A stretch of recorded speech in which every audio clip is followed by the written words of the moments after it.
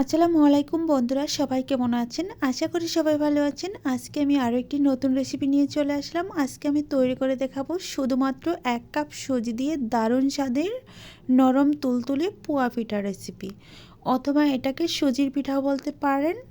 আর একসাথে অনেকগুলি পুয়া পিঠা তৈরি করে নেওয়া যাবে এমনই একটা রেসিপি নিয়ে চলে এসেছি। তো এভাবে পিঠা বানিয়ে আপনারা খুব সহজেই তাড়াতাড়ি ঝটপট করে তৈরি করে নিতে পারবেন। চলুন কথা না বাড়িয়ে আমি আজকে কিভাবে রেসিপিটি তৈরি করছি সেই রেসিপিটি তৈরি করার জন্য আমি মূল রেসিপিতে চলে যাচ্ছি। সাথে থেকে সম্পূর্ণ ভিডিওটি দেখার চেষ্টা করবেন। পিঠা তৈরি করার জন্য প্রথমে একটা চুলায় ফ্রাই প্যান বসিয়ে দিয়েছি আর নিয়েছি মেজারমেন্ট কাপ দিয়ে মেপে 1 কাপ কাঁচা সুজি। আর এই সুজিটাকে আমি 1 মিনিট থেকে 1.5 মিনিটের মতো ভেজে নিব। আর আপনারা যদি ভাজা সুজি নেন তাহলে ভেজে নেওয়ার কোনোই প্রয়োজন নেই। আমি সুজিটাকে 1.5 মিনিটের মতো ভেজে একটু লাল লাল করে নিয়েছি। দেখেন হালকা একটু লাল হলেই এখানে আমি অ্যাড করে দিচ্ছি 1 টেবিল চামচ পাউডার দুধ। এটা আপনারা বাদ দিয়ে দিলেও দিতে পারেন। গুঁড়ো দুধটা দেওয়ার পর আরও 1 মিনিটের মতো নেড়ে চেড়ে ভেজে নিয়েছি। এখন কিন্তু অনেকটাই সুন্দরভাবে ভাজা হয়ে গেছে। তারপর আমি এখানে দিয়ে দিচ্ছি নর্মাল তাপমাত্রা 2 কাপ পানি। আপনারা 1 কাপ সুজির জন্য 2 কাপ পানি দিয়ে তারপর এই মিশ্রণটা তৈরি করে নিতে হবে। দেখেন সুন্দর একটা ডো তৈরি করে নেওয়ার জন্য প্রথমে হালকা আঁচে চুলাটা জ্বালিয়ে দিয়ে তারপর এভাবে নেড়ে চেড়ে সুন্দরভাবে একটা ডো তৈরি করে নিতে হবে। আর এটাকে 2 থেকে 3 মিনিটের মতো নাড়াচাড়ি করার পরেই অনেক সুন্দর একটা টাইট ডো তৈরি হয়ে যাবে। দেখেন আমার ডোটা কিন্তু প্রায় রেডি হয়ে গেছে। আমি এখানে একটু স্কিপ করছি কম, কারণ আপনাদের বুঝতে সুবিধার জন্য।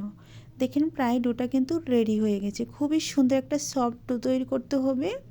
এভাবে নেড়ে চেড়ে 2 থেকে 3 মিনিটের মতো রান্না করলেই সুন্দর একটা ডো তৈরি হয়ে যাবে। এখন আমি এটাকে নামিয়ে নেব। নামিয়ে একটা প্লেটে তুলে নেব। তুলে নিয়ে তারপর ফ্রেশে দেখাচ্ছি কতটা সুন্দর হয়েছে। একটু হাত দিয়ে চেপেও দেখাবো। তো এই তো আমি একটা প্লেটে তুলে নিচ্ছি। তুলে তারপর দেখাচ্ছি। দেখেন এখন কিন্তু অনেকটাই গরম, হালকা একটু ঠান্ডা হলে হাত দিয়ে চেপে চেপে ভালোভাবে মিশিয়ে নিতে হবে। আমি 1 থেকে 2 মিনিটের মতো ভালোভাবে মিশিয়ে নিয়েছি। তারপর এখানে আমি অ্যাড করে দিব চিনির গুঁড়া। আপনারা চাইলে এখানে আস্ত চিনি দিতে পারবেন, সেটা গলে যেতে অনেকটাই সময় লাগবে। তার জন্য চিনিটাকে গুঁড়ো করে দেওয়ার চেষ্টা করবেন। আমি 1 কাপ সুজির জন্য হাফ কাপ চিনি দিয়েছি। আপনারা মিষ্টিটা পছন্দ মতো দিয়ে দিতে পারেন। আর চিনিটা দেওয়ার পর অনেকটাই নরম হয়ে যাবে ডোটা। যখন একটু নরম নরম হবে তখন একটু হালকা ময়দা দিয়ে দিবেন। আর ময়দাটা দেওয়ার পরই সুন্দর একটা ডো তৈরি হয়ে যাবে। আর এই সহজ পদ্ধতিতে আপনারাও একবার হলেও পোয়া পিঠা বানিয়ে দেখেন, আর ঝামেলা ছাড়াই এভাবে পোয়া পিঠা বানিয়ে ঝটপট খেয়ে নিতে পারবেন। তো আমার ডোটা রেডি হয়ে গেছে। এখন আমি এই ডোটাকে একটা বেলান পিঁড়ির উপর নিয়ে চলে যাব রুটি করার জন্য। আজকে অন্য পদ্ধতিতে যেহেতু বানিয়ে নিচ্ছি, তার জন্য রুটি দিয়ে পোয়া পিঠা তৈরি করে নেব। আমি একটা বেলান পিঁড়া নিয়ে নিচ্ছি। এখানে কিছু ময়দা ছড়িয়ে দিচ্ছি যাতে করে পিঁড়ির গায়ে লেগে না যায়। যেহেতু আমি চিনি দিয়ে এই ডোটা তৈরি করে নিয়েছি, এতে করে পিঁড়ির গায়ে লেগে যেতে পারে, তার জন্য ময়দার উপর রুটিটা তৈরি করে নেওয়ার চেষ্টা করবেন। এখন আমি একটা বেলনা দিয়ে বেলে একটা মোটা সাইজের রুটি করে নেব। একেবারে পাতলা রুটি করা যাবে না, এতে করে ফুলবে না।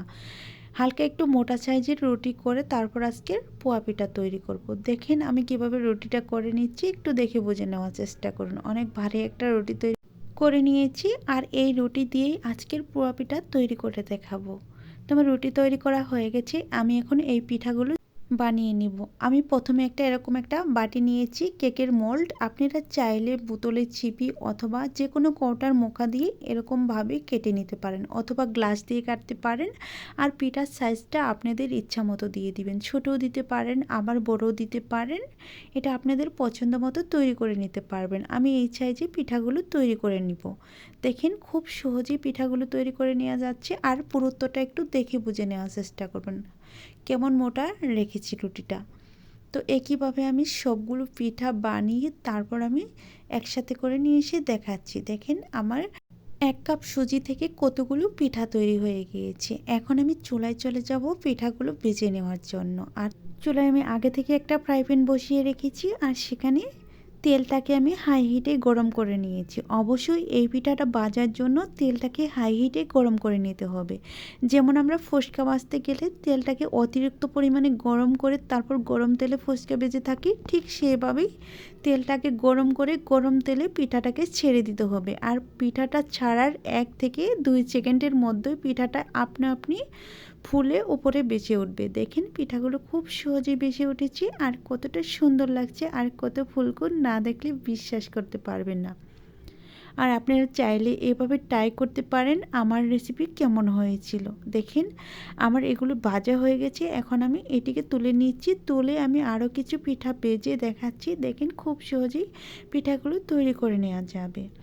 আর যতক্ষণে আমার পিঠাগুলো ভাজবো ততক্ষণে আমি বলছি, যদি আমার রেসিপি ভালো লেগে থাকে প্লিজ দয়া করে চ্যানেল সাবস্ক্রাইব করে রাখবেন। আর ভালো লাগলে পাশে থাকা বেল বাটনটি অন করে রাখবেন আমার চ্যানেলে ভিডিও সবার আগে পাওয়ার জন্য। দেখেন পিঠাগুলো দেওয়ার সাথে সাথে আপনা আপনি বেশে উঠেছি। আপনারা চাইলে 10 মিনিটের মধ্যেই অনেকগুলো পিঠা বানিয়ে তৈরি করে নিতে পারবেন। দেখেন পিঠাগুলো কত সুন্দর কালার হয়েছে। এভাবে বেজে বেজে সুন্দর একটা কালার আসা পর্যন্ত আমি অপেক্ষা করছি। এখন কিন্তু খুব সুন্দর একটা কালার চলে এসেছে, একদম তেলে ভাজা পোয়া পিঠার মতো হয়ে গিয়েছে।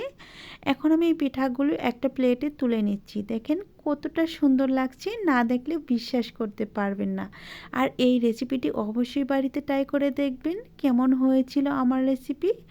খুব সহজেই অল্প উপকরণ অল্প সময় দিয়ে যদি আমরা এতগুলো পিঠা বানিয়ে নিতে পারি তাহলে কেন ঝামেলা করতে যাব পিঠা বানাতে গিয়ে।